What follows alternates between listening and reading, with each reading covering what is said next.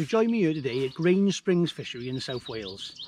It's a lovely fishery in a picturesque countryside and it's full of skimmers, carp, odd chub, hybrids, roach, even some tench. It's a typical commercial fishery, and today I'm going to be showing you how I target skimmers and bream on a commercial exactly like this. Now first things first is the feeding. Now this fishery, like most commercials around the country, is quite silty. Now although skimmers love to mooch around in the silt, and they love to dig around for bait in the silt, it can be a problem with how you feed it and actually hooking fish in the mouth instead of foul hooking fish.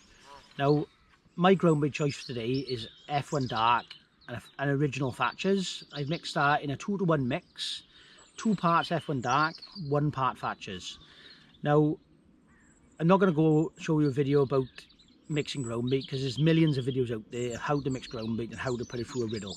So I'm not going to do that, but I'm going to go straight on to the sort of technical side of it then, if you like to say. So I've mixed my groundbait today a bit on the wet side, so slightly over wetted. Now the reason for this is, like I said, this venue is very silty. Now on silty venues, I don't like to feed my groundbait in bowls. The reason being, if you feed her in a bowl and it goes down and it goes into the silt, only the top half of the bowl is visible. Now I don't want those although skimmers and bream like mooching around in silt, I don't really want them digging around to get that bowl and digging the bottom out. So what I'm doing is I'm going to feed my bait loose. And we've got about 4.5 foot here, and I'm just going to grab some groundbait like that, slightly over wetted, and I'm just going to put it in my pot loose like that. Now I'm going to feed loose groundbait on both lines. I'm going to feed a line at one angle and another angle, sort of 10 o'clock, 2 o'clock, and I'm going to feed one negative and one positive. Now the reason for this is the negative line is 1 pot of loose groundbait with a few dead pinkies and a few dead maggots in. The positive line is going to be 3 pots with the same loose feed in. Now the reason for this is it gives me the best of both worlds. If the fish don't really want to feed, the negative line is going to be better. If the fish want to feed, and like later on in the match fish normally tend to come on and feed a little bit better, the positive line will then come into its own. So I'm going to feed both lines, start fishing. Normally I leave them for about an hour, 40 minutes to an hour before I go on these lines. So I'll probably do something else to start with for 40 minutes to an hour, just so you get a proper feel of how it's going to go.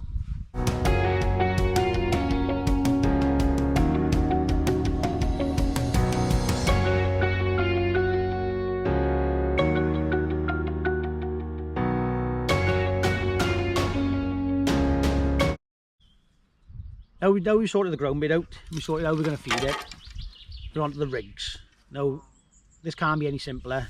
It's commercial skimmer and bream fishing. I've got a single slip 6, which I think is a brilliant elastic for catching skimmers and bream of all sorts of sizes. I've got 011 power line rig. I got one rig which is a 4x12 F1 fine, and that is shotted, I don't know whether you can see that, it's shotted with a reverse taper. Now a reverse taper is shot closer together, going further away towards the hook, and that rig is for sort of flicking around my swim on the outskirts of the groundbait to pick fish off that are not really feeding. On my second rig, same again, number 6 original slip, a 4x14 F1 fine, and this time it's the old simple bulk and 2 droppers. So I've got a bulk and number 8s there and 2 number 10 droppers. Both rigs are made up on 011 power line, and both of them have got an 09 Aku Power hook length with an 18 SFL hook. Now the 4x14 rig is for fishing right over the ground bait, nailing it on the bottom and trying to catch fish sort of with single maggots, double maggots, and the 4x12 rig is there for flicking around the outskirts of the swim, searching my swim then and picking off fish that don't really want to feed, have a slow drop through the water and try and nick those wary fish off.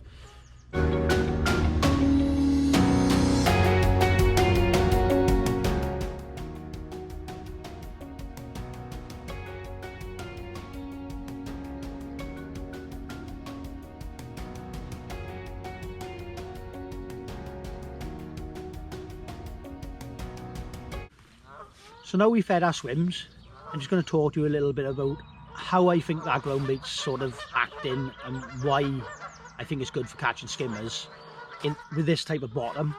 So I fed the one pot of loose ground bait and the 3 pots of loose ground bait on the other line, so a negative and a positive line. Now sometimes on really hard days, an ultra negative line with just like a cad pot of ground bait and some maggots can be the way forward. But today it was frosty this morning, but the sun's out nice, so I'm hoping that the fish are going to be feeding today. So I haven't gone down that ultra negative sort of route, I've just gone down a negative and a positive route. Now the ground bait, feeding it loose, spreads over a larger area. So when you're feeding balls, you're putting it into a tighter area, that loose ground bait goes over a larger area. So by putting one pot on the negative line, I got one pot of ground bait spread over about a metre square. So there's a big area for skimmers and bream to graze over, and for me to sort of search the swim, so I'm not catching them on like a real tight area, which I think they shy away from. And then the positive line has got a lot more bait, still over about a metre square by the time it goes down and settles, still over about a metre square, but it's a lot more bait there. So I think that line would probably come good sort of later in the match and catch some bigger fish later in the match. So hoping that I'll show you today both lines. I'm going to start on a negative line. Hopefully there'll be some small skimmers, sort of 6 to 10 ounces, sort of your bread and butter fish on a commercial fishery really, and maybe an odd bigger one chucked in. And then that positive line I'm hoping will come good later in the match and catch some real good fish over it. So we're just going out now. I'm going to start on a negative line. I've got a single dead red maggot on. Left this swim for sort of 40 minutes. I'm hoping there'll be a few fish waiting.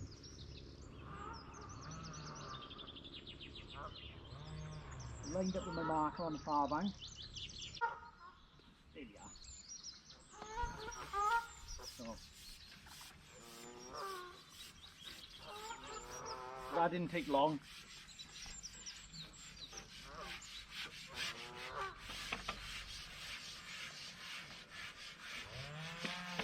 And into our first skimmer.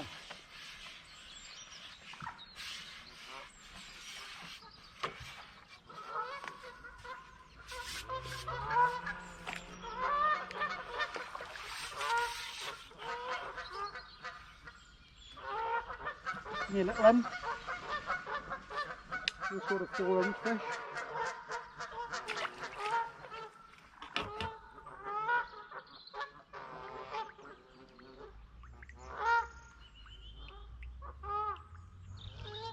So we'll try that again with a single maggot. Those little like 4-ounce, 6-ounce skimmers. Your sort of your bread and butter fish on commercials.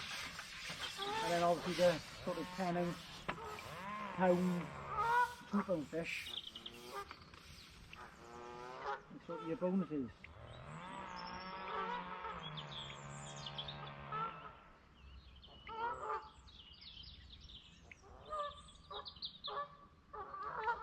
A lot of noise going on here today with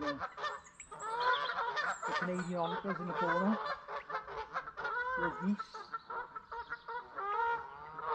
Making a racket.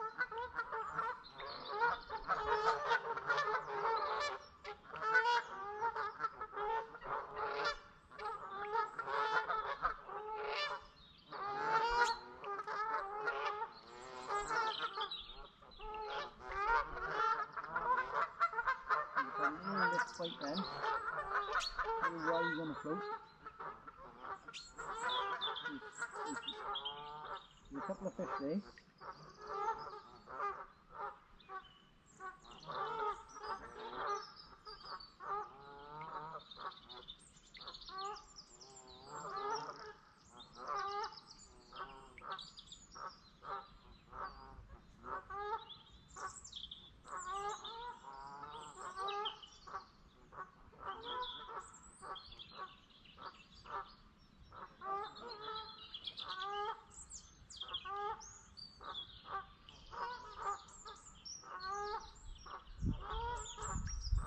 Another bite there now. Another small skimmer.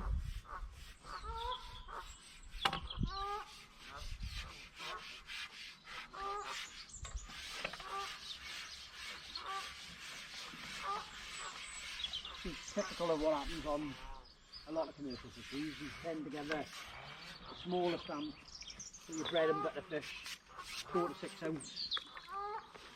Early on in the session on this negative line, and then the bigger fish seem to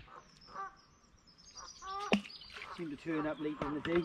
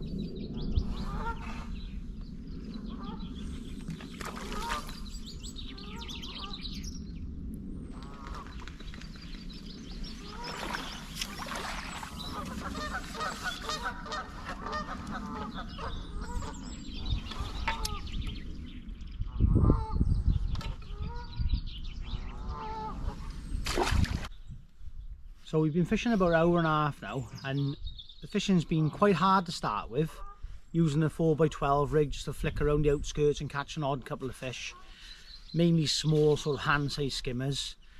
But I've just had a real good spell where I caught probably 10 or 12 fish really quick, and now I can't get no bites. So what I'm going to do now is I'm just going to top up that negative line. So basically it's the same thing. I just put a few dead pinkies, a few dead maggots, and just feed a little tiny ball like that. Not squeezed hard, just a soft ball, so that when it goes in, it breaks up before it hits the bottom. I don't want it going to the bottom as a ball. I want it to break up so that it's loose on the bottom. This is just because of that silt again. I don't want him digging around in that silt too much. I want a sort of area on top of the silt to catch fish over.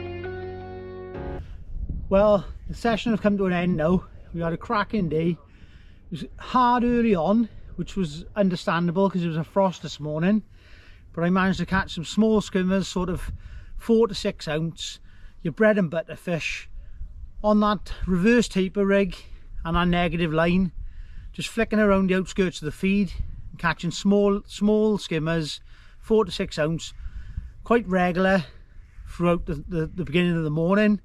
And then as I said earlier in the video, and as is proved today, that positive line has come really good late, and I've caught some big skimmers, £1 to £2, and I've also had a little tench on it as well.